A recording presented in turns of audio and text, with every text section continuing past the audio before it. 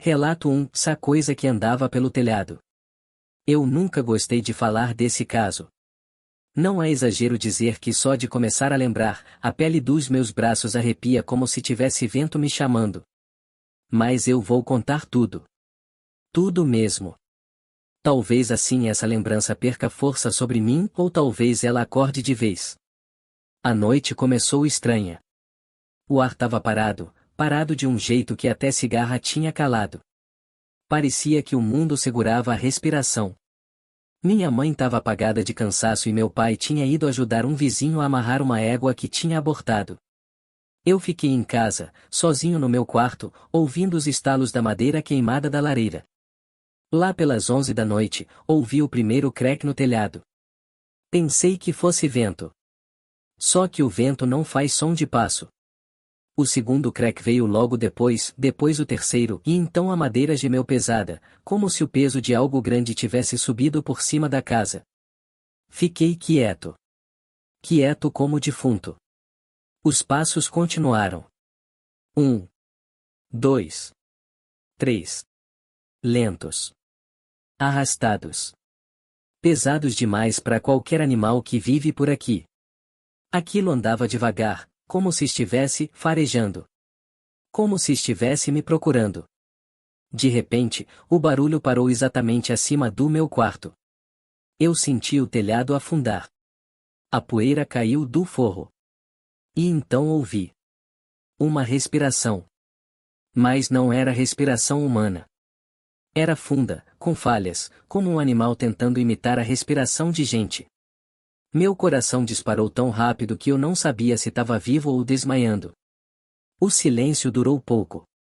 As telhas começaram a mexer. Como se dedos longos e finos estivessem tentando abri-las por dentro. Às vezes os dedos escorregavam e arranhavam a madeira, deixando um som que raspa o osso da gente por dentro. Então aquilo fez um som que nunca esqueci. HRRRRRRNNNN. Uma mistura de gemido e sussurro. Como se tivesse vendo algo lá dentro da minha cabeça. Eu saí correndo. Quase arranquei a porta do quarto. Quando bati a porta da sala, ouvi aquilo se deslocar rápido demais, atravessando o telhado como se tivesse correndo em 4 patas. Na janela da cozinha, vi a sombra dela. Primeiro o contorno. Depois o movimento. Depois, os olhos. Sim. Ela olhou para mim. Olhos fundos, brilhando num amarelo doente, como de bicho morrendo, mas com uma inteligência que não era de bicho. E quando aquela cabeça torta se inclinou, eu vi a pele. A pele parecia errada. Como se fosse pele costurada por alguém que nunca viu um corpo humano antes. Aquilo ficou me observando por uns 3 segundos. Mas cada segundo durou uma eternidade inteira. Quando meu pai chegou, a coisa escapou pelo quintal. Atravessou a cerca sem som. Como sombra correndo. Meu pai achou pegadas no barro.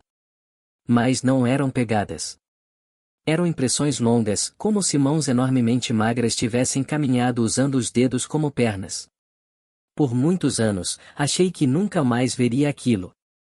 Mas um mês depois, num amanhecer, abri a porta e encontrei um presente deixado no degrau. Um pedaço do telhado. E nele, marcas de unhas. As mesmas que a criatura usou para tentar abrir meu quarto. Ela voltou. Ou melhor, ela nunca foi embora. Relato 2. O homem parado no milharal. Eu sempre soube que milharal tem vida própria. De dia é bonito, mas de noite vira um labirinto que sussurra. E se você prestar atenção demais, o milharal responde. O que eu vi naquela noite não era gente. E até hoje não sei como explicar sem tremer. Era verão. O ar estava pesado, quente demais. As folhas estavam secas e faziam barulho até quando a gente respirava. Fui buscar um balde que meu pai tinha deixado no galpão. Simples. Rápido. 5 minutos. Mas quando cheguei perto da cerca, senti algo errado. O milharal estava completamente imóvel. Nenhuma folha. Nenhum sopro. Como se o campo inteiro estivesse esperando. Eu ouvi passos. Passos fundos, como se alguém estivesse pisando no meio da plantação, empurrando fileiras inteiras de milho. E então vi uma figura parada entre as folhas. Era um homem, pelo menos parecia. Muito alto. Alto demais. Os ombros estreitos, o pescoço rígido, como se fosse feito de arame. O chapéu era estranho, largo, deformado, como couro antigo crescido de mofo. Apontei a lanterna. A luz tremeu. O homem não piscou. Não mexeu. Parecia esculpido no escuro. Oh, quem tá aí? Perguntei. A voz saiu pequena demais. Ele deu um passo. E eu ouvi as hastes do milho quebrando. Mas não quebrando como quando se pisa, quebrando como quando algo pesado demais cai em cima delas. A lanterna falhou. A luz piscou 3 vezes. E na última piscada eu vi o rosto. Era um rosto sem rosto. Nada. Só um buraco escuro, fundo, que parecia puxar a luz para dentro dele. Eu gritei. Corri. Mas o que me apavora até hoje não foi a visão. Foi o som. Quando virei as costas, ouvi passos atrás de mim. Passos rápidos. Ele estava me seguindo. Quando alcancei a porta de casa, ouvi algo bater na madeira atrás de mim. Algo grande. Algo que tentou entrar. Meu pai saiu com a espingarda e o silêncio tomou conta de tudo. Mas o pior foi na manhã seguinte. Na soleira da porta havia uma única espiga. Queimada. Com a palha retorcida. Mas o milho dentro estava cru. Fresco. Gelado. Como se tivesse sido arrancado do milharal por aquilo. A partir daquele dia, o milharal começou a mudar. Às vezes eu via uma sombra caminhando entre as fileiras. Às vezes via o chapéu. Às vezes via nada, mas sentia sendo observado. Uma noite, meses depois, recebi uma visita. A porta bateu 3 vezes. Quando fui olhar pelo vidro, eu juro por tudo. Ele estava parado na estrada. Me olhando. Sem rosto. Esperando. O milharal nunca mais cresceu direito depois disso. Nem eu. Relato 3. Essa mulher que bateu na minha janela. Tem gente que fala que ouvir batidas na janela é coisa normal do interior. Galho, vento, bicho. Mas galho não chama seu nome. Eu lembro perfeitamente daquela noite. A lua estava fina, quase sumida. A mata parecia respirar. E eu já estava quase dormindo quando ouvi. Toque. Toque. Toque. Deve ser árvore, pensei. Mas aí veio a voz. Moço, abre pra mim. Não era voz natural. Era arrastada, como se alguém que nunca usou as cordas vocais estivesse tentando aprender ali, na hora. Fiquei gelado. Mas a cortina estava aberta. Eu não tinha fechado. A madeira da janela estremeceu. Dessa vez mais forte. E a voz voltou. Abre, tá frio, deixa eu entrar um pouquinho. Me aproximei. Devagar. A respiração curta, o coração quase saindo pela boca. Quando olhei pela janela, ela estava lá. Uma mulher. Ou algo tentando ser mulher. O rosto estava pálido, doente, como carne guardada sem sal. Os cabelos grudados na pele. Os olhos fundos demais, brilhando como se fossem molhados por dentro. Moço, abre, tô cansada. Só que quando ela sorriu, eu percebi. Os dentes eram longos demais. Pontudos. E a boca se abriu mais do que boca de pessoa abre. Eu recuei um passo. Ela avançou um passo. As mãos dela tocaram o vidro. As unhas eram enormes. Pareciam unhas de animal. Eu sei que você me escuta, me deixa entrar, eu tô tão perto. E então ela disse meu nome. Eu nunca contei pra ninguém como ela soube. Eu nem tinha falado. Ela só sabia. Quando tentei gritar, ela bateu a cabeça no vidro. 1, 2, 3 vezes. Cada pancada deixava uma rachadura. E então ela fez algo que me persegue até hoje. Ela abriu a boca. E não saiu voz. Saiu um grito sem som. Um grito mudo, desesperado, como se alguém tivesse arrancado a voz dela com as próprias mãos. A mata ficou silenciosa. A noite parou. E ela sumiu. Não andando. Não correndo. Sumiu. Como se tivesse se desligado da realidade. No dia seguinte, as marcas das unhas estavam lá. Fundas. Rasgadas. E na terra, bem embaixo da janela, havia marcas de pés descalços. Mas os pés eram virados ao contrário.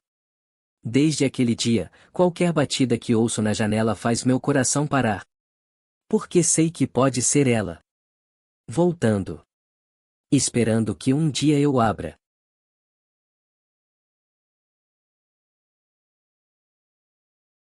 Relato 4, Boneco na cerca. Eu cresci ouvindo histórias de assombração, mas nada me preparou para o que aconteceu com o boneco na cerca. Eu tinha uns 9 anos, e meu avô sempre dizia: Filho, nunca pega coisa deixada na cerca. Cerca é divisa, e divisa é lugar onde o mundo se mistura. Não dei muito valor. Até o dia em que encontrei aquele boneco. Era feito de pano cru, mal costurado, com olhos de botão preto e boca bordada torta. Estava pendurado na cerca do curral, bem no meio, como se alguém tivesse colocado ali para que eu visse. O boneco estava molhado, mas naquela noite não tinha chovido. Peguei o boneco. Esse foi meu erro. À noite, comecei a ouvir passos. Passos leves, pequenos, quase infantis, andando pelo corredor de casa. Minha mãe dormia, meu pai trabalhava à noite, e eu sabia que não tinha ninguém ali.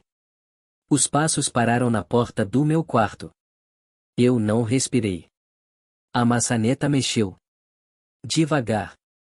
Bem devagar. Quando criei coragem para levantar, a porta estava entreaberta, e no chão, bem no meio da porta, se estava o boneco. Mas agora, os olhos tinham mudado. Os botões estavam virados para cima, como se alguém os tivesse arrancado e costurado de volta numa posição diferente. Peguei o boneco e joguei fora, longe, no mato. Na noite seguinte, ouvi a janela abrir. Sozinha. Sem vento. Olhei. Ele estava lá. Em cima da janela. Sentado. Com a cabecinha torta. E a boca bordada, sorrindo mais do que antes. Eu gritei pela minha mãe. Quando ela chegou, o boneco não estava mais lá. Ela achou que era sonho. Até que, uma madrugada, acordou com barulho no quarto dela. O boneco estava em cima do peito dela. Com a mãozinha levantada. Como se estivesse tentando tocar o rosto dela. Meu avô, quando viu aquilo, ficou pálido. Isso não é brinquedo, ele disse. Isso é recado. Levou o boneco até a cerca onde eu tinha encontrado. Fez um círculo de sal. Acendeu vela. Rezou. Queimou o boneco. O cheiro que saiu não era cheiro de pano queimado. Era cheiro de carne. Naquela noite, a cerca amanheceu com marcas de mãos pequenas, como mãos de criança ou mãos do boneco. E nunca mais deixamos nada pendurado naquela cerca. Mas às vezes, quando o vento sopra forte, ainda dá para ouvir risadinhas baixas, como se alguém pequeno demais estivesse correndo entre as moitas.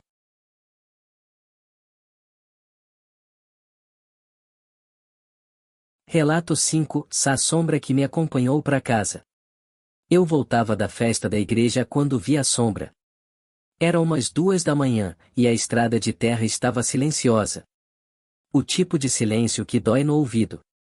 A lua estava escondida pelas nuvens, então tudo era meio cinza, meio apagado. Eu caminhava rápido, ouvindo só o barulho das pedrinhas sob meus passos, quando percebi um movimento atrás de mim. Olhei. Não tinha nada. Mas quando virei de novo, tinha. A minha sombra estava mais comprida. muito mais comprida. Ela se esticava até o outro lado da estrada, como se tivesse vida própria. A luz não estava vindo de nenhum ângulo que justificasse aquilo. E a sombra mexeu. Eu parei. Ela continuou andando. Devagar. Alongando os braços. Trocando o formato. Como se tivesse aprendendo. Me escondi atrás de uma árvore. Mas a sombra me encontrou. Não tinha luz ali. Como ela tinha sombra? Como ela existia? A sombra não imitava mais meus movimentos. Meu braço ficou parado. O dela levantou. Meu pé ficou firme no chão. O dela virou pro lado. Como se estivesse testando o corpo. Então, ela deu um passo para fora da estrada. Sozinha. Longe de mim. Independente. E quando se afastou uns 10 metros, eu pude ver o contorno tomar corpo. Era meu. Mas não era eu. Era eu, distorcido. Magro demais. Alto demais. Com o pescoço virado. E a cabeça inclinada, como se me observasse com fome. Eu corri. Corri até minha perna falhar. Cheguei em casa, tranquei tudo, chorei feito criança. A sombra ficou lá fora. Andando em volta da casa. Riscando as paredes. Arranhando a janela. Por horas. Quando o sol nasceu, ela sumiu. Mas no muro do quintal, encontrei marcas de arranhões. Escritas assim. Amanhã, à noite é minha vez. Desde então, eu durmo com todas as luzes acesas. E mesmo assim, às vezes, vejo ela no canto do quarto. Esperando. Pacientemente. Para quando faltar luz.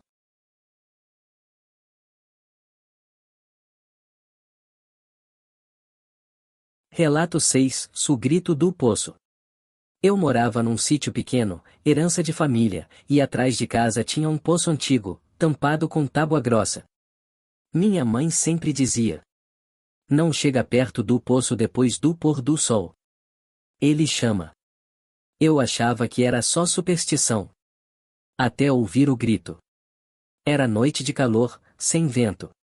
Eu tava fechando a porta da cozinha quando ouvi uma voz vindo lá do fundo do quintal. Não era grito de gente viva. Era molhado. Cruel. E parecia vir do fundo da terra. Socorro, por favor, alguém, me tira daqui. A pele da minha nuca gelou. Fui com lanterna até o poço. A tampa estava levemente deslocada. Me aproximei. O grito veio de novo. Eu estou presa, me ajuda.